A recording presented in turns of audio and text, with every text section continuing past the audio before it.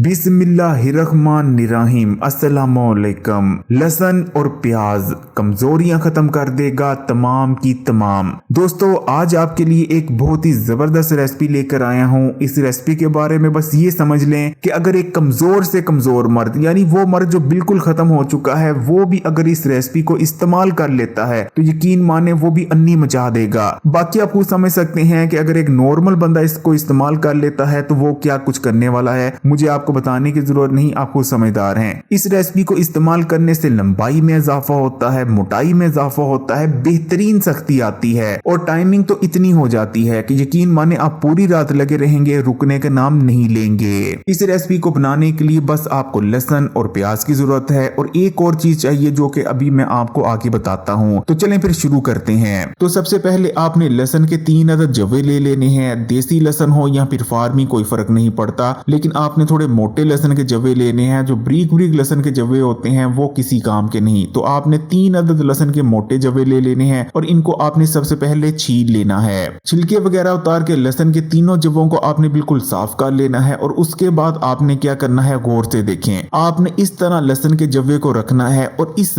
Angle पर काटना है। ये इस तरह से काटना बहुत जरूरी है क्योंकि अगर आप बताए गए तरीके से रेसिपी को बनाएंगे तभी आपको वो रिजल्ट्स मिलेंगे जिसकी मैंने ऊपर बात की है। तो इस तरह से आपने, ये आप जरा देख लें काटने का तरीका क्या है। इस तरह आपने लहसुन के तीनों जवों के स्लाइस कर लेने हैं और ये आप देख सकते हैं कि बहुत जबरदस्त तरीके से और बहुत आसानी से ये इस तरह से आपके स्लाइस हो जाएंगे। और अब आपने ले लेना है प्याज और प्याज के साथ आपने क्या करना है वो भी गौर से सुने। इस तरह से आपने प्याज को रख लेना है और इस तरह से इसको दरमियान से काट लेना है। छिलके वगैरह उतारने की जरूरत नहीं, जैसे मैं आपको दिखा रहा हूं वैसे ही आपने करना है। इस तरह से आपने प्याज को बीच से काट लेना है और उसके बाद इस तरह से ये देखें प्याज का एक छल्ला सा काट लेंगे। जैसा कि मैंने कहा कि छिलके वगैरह नहीं उतारने और बाकी का जो प्याज बच गया वो आप खाना वगैरह में इस्तेमाल कर सकते हैं। हमें बस प्याज का ये छल्ला चाहिए। अब प्याज का जो सबसे ऊपर वाला छल्ला है वो आपने निकाल देना है और बाकी के छल्लों को आपने इस तरह से अलग अलग कर लेना है। अब हमने फ्राई पैन को चूल्हे पर रख दिया है और फ्राई पैन में हमने बिल्कुल थोड़ा सा घी डाला है। चाहे तो देसी घी इस्तेमाल कर लें, चाहे तो मक्खन इस्तेमाल कर लें, नहीं है कुछ तो कोई मसला नहीं, बनास्पति घी भी इस्तेमाल कर सकते हैं या जो घर में कुकिंग ऑयल खाना पकाने में इस्तेमाल होता है उसका भी इस्तेमाल किया जा सकता है, कोई मसला नहीं। और अब आपने इस तरह से, ये आप देख सकते हैं कि फ्राई पैन में इस तरह से आपने लहसुन और प्याज को रख देना है। आग आपने ज्यादा तेज नहीं करनी, बिल्कुल मीडियम सी आपकी आग होनी चाहिए। और अब आप देखते जाएं कि होता क्या है। तकरीबन 1 से 1.5 मिनट गुजर जाने के बाद एक साइड हो चुकी है और इस तरह से आपने इसको पलट लेना है। बहुत आसान है, बस आपने इसी तरह से करना है जिस तरह से मैं आपको दिखा रहा हूं और 1 से 1.5 मिनट हम दूसरी साइड को भी पका लेंगे। और ये देख सकते हैं कि माशाल्लाह से तकरीबन दूसरी साइड भी रेडी हो चुकी है और इस तरह से आपने इसे निकाल लेना है। जब आप इस रेसिपी को प्लेट में निकाल लें तो ऊपर से आपने बिल्कुल थोड़ी सी पिसी हुई काली मिर्च का पाउडर छिड़क देना है और आपकी बहुत जबरदस्त रेसिपी तैयार है। इस रेसिपी का इस्तेमाल आपने दोपहर के वक्त करना है, दोपहर के खाने के तौर पर करना है और साथ इसके लेनी है आपने एक सादी रोटी। मैं आपको कसम उठाकर कहता हूं कि अगर सिर्फ 3 से 4 दिन इस रेसिपी को आप दोपहर के वक्त एक सादी रोटी के साथ इस्तेमाल कर लेते हैं तो लंबाई, मोटाई और टाइमिंग में इतना इजाफा हो जाएगा कि आप खुद परेशान हो जाएंगे और आपने अन्नी पा देनी है। कसम उठा ले मुझसे। 3 से 4 दिन इस रेसिपी को इस्तेमाल करने के बाद आपने दोबारा इस वीडियो के कमेंट्स में आना है और मुझे जरूर बताना है कि आपको कैसे रिजल्ट्स मिले। वीडियो को लाइक कर दें और मजीद वीडियोस के लिए हकीम अली उर्दू को सब्सक्राइब कर घंटी के आइकॉन को दबा दें।